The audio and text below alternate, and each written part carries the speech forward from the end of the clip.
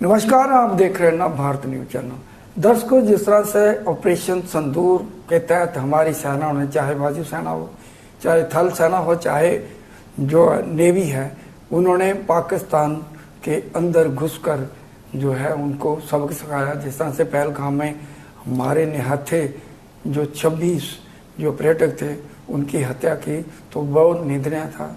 लेकिन उसके बाद जो है काफ़ी सियासत शुरू हो गई है और ऑपरेशन सिंदूर के नाम पर जिस तरह से इसमें सियासत चल रही है, इसी दौरान जो है सेना के ऊपर और एयरफोर्स के ऊपर जो है बीजेपी के बड़े नेता जो हैं वो सवाल उठ रहे हैं। बहुत सारी अभद्र टिप्पणियां, आपत्तिजनक टिप्पणियां कर रहे हैं। हाल ही में उधमपुर के बीजेपी के विधायक और रणबीर सिंह पठानिया, RS पठानिया जो है, उनका एक बयान है जो एक बहुत ही आपत्तिजनक बयान है।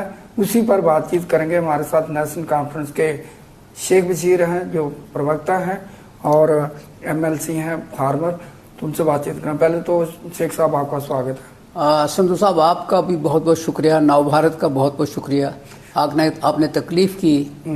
और बशीर साहब, ये जो बयान मतलब कि पहले MP के एक सांसद जो है थे, मंत्री थे, उनका बयान विजय शाह का, उसके बाद डिप्टी CM जो है मध्य प्रदेश के, उनका बयान, अब ये जम्मू कश्मीर के बीजेपी के विधायक जो हैं RS पठानिया, उसका बयान, इसको किस तरह से देखते हैं आप? देखिए संधू साहब, बात यह है कि बीजेपी का ये स्टाइल रहा है कि बीजेपी पहले मार्केटिंग करती है सिक्योरिटी फोर्सेस की, फौज की। जब वो काम अच्छा करते हैं तो उनकी मार्केटिंग जो है वो बीजेपी करती है, वो क्रेडिट खुद लेने की कोशिश करती है। बदकिस्मती यह है कि जो फौज है ये किसी की जागीर नहीं है, ये भारत की फौज है। इसके ऊपर हर एक आदमी का हक है और हर एक आदमी जो है उसकी हिफाजत करती है। मुश्किल वक्त में फ़ौज ने काम किया है। पहलगाम वाक़े के बाद ऑपरेशन सिंदूर के बाद जब की जाए तो पूरा भारत खड़ा हो गया प्राइम मिनिस्टर के पीछे कि आप जो कुछ भी करना चाहते हैं करिए, क्योंकि सारा भारत आपके पीछे है। सब पार्टियों ने मिल के उनको कहा कि जो करना चाहते हो करो।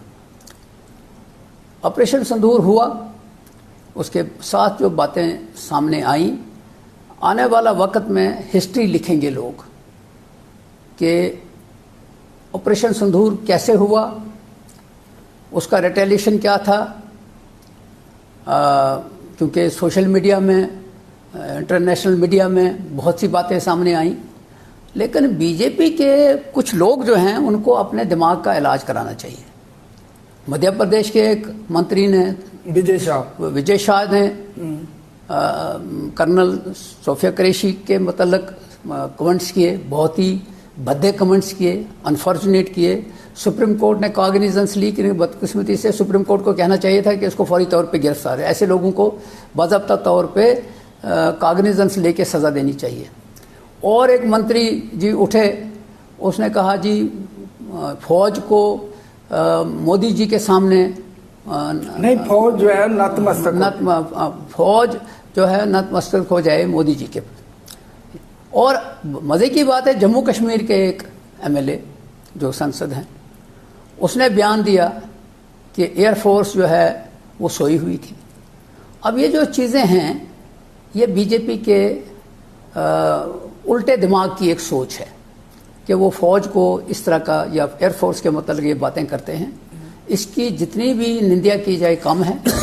लेकिन मैं समझता हूँ कि कांग्रेस के कुछ नौजवानों ने इसके खिलाफ केस किया है कोर्ट में। हमें देखना चाहिए कोर्ट क्या कॉग्निजेंस लेती है। लेकिन मैं ये समझता हूँ कि बीजेपी वालों को ये देखना पड़ेगा कि इनके अंदर जो इस तरह के लोग हैं जो फौज के साथ उलझ जाते हैं, जो फौज को के ऊपर कमेंट्स करते हैं, भद्दे कमेंट्स करते हैं, इनका इलाज कराओ, इनको मेंटल अस्पतालों में ले जाओ, इनका दिमागी तवाज़ुन देखो क्या बिगड़ तो नहीं गया है ये।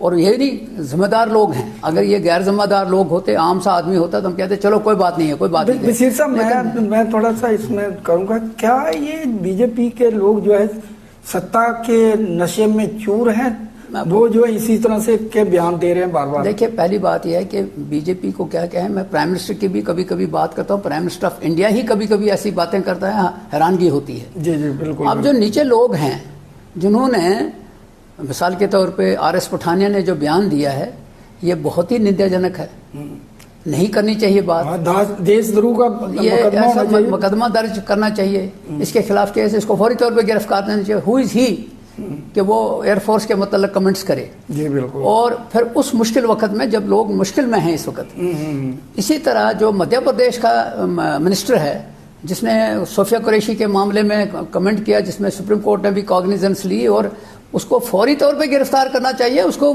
बाहर निकाल देना चाहिए। लेकिन बीजेपी का माइंडसेट जो है उल्टा है, वो उल्टे दिमाग से सोचते हैं, और उल्टे दिमाग से सोचने लोगों की दिमागों की भी दही बना रहे हैं। तो मैं समझता हूं कि वक्त आ गया है कि मैं आपके माध्यम से अपील करना चाहता हूं नौजवानों को, जो इंडिया के अंदर नौजवान हैं, जो नई पीढ़ी है, वो इस ढंग लोगों के साथ निपटें। और कैसे निपटें, वो निपटें, इसको एक्सेप्ट नहीं करें, अंधविश्वास में मान ना जाएं। जी बशीर साहब, एक यही नहीं है जहाँ पे आदमी नहीं रुके, ये बहुत सारे इनका आईटी सेल जो है, वो जो है विक्रम मिस्त्री जो है, जो फॉरेन सेक्रेटरी है, उनके बारे में, और उसकी बेटी के बारे में। इसी समय पहलगाम में एक जो है लेफ्टिनेंट की जो है हत्या हुई थी, उसकी मिसेज के बारे में। ये इतने भद्दे जो है बीजेपी के जो है लोग जो है इस तरह से कर रहे हैं। क्या हो रहा है, किस दिशा में बीजेपी जा रही है, देश को किस दिशा में लेके जा रही है? इसीलिए मैंने आपको कहा कि बीजेपी के अंदर जो ऐसे लोग हैं जिनको इस बात का एहसास नहीं है कि उनको किस वक्त क्या बात करनी चाहिए, जब वो विक्रम मिस्री के मामले में हो जाए, सोफिया कुरैशी के मामले में हो जाए, एयरफोर्स के मतलब आर.एस. पठानिया का बयान हो, ऐसे लोगों का दिमागी इलाज कराना चाहिए किसी मेंटल अस्पताल में, ताकि इनको देखें कि ये सोसाइटी के अंदर एक गंदा जहन है। इस जहन को साफ करने के लिए बीजेपी को ही कदम उठाना है, नहीं तो लोग उठाएंगे। हाँ, बशीर साहब, मोदी जो है वेस्ट बंगाल गए थे जी, वहां पे भी उन्होंने एक आपसे जो बयान दिए, जिसका खंडन किया ममता बनर्जी ने, उसका जवाब दिया।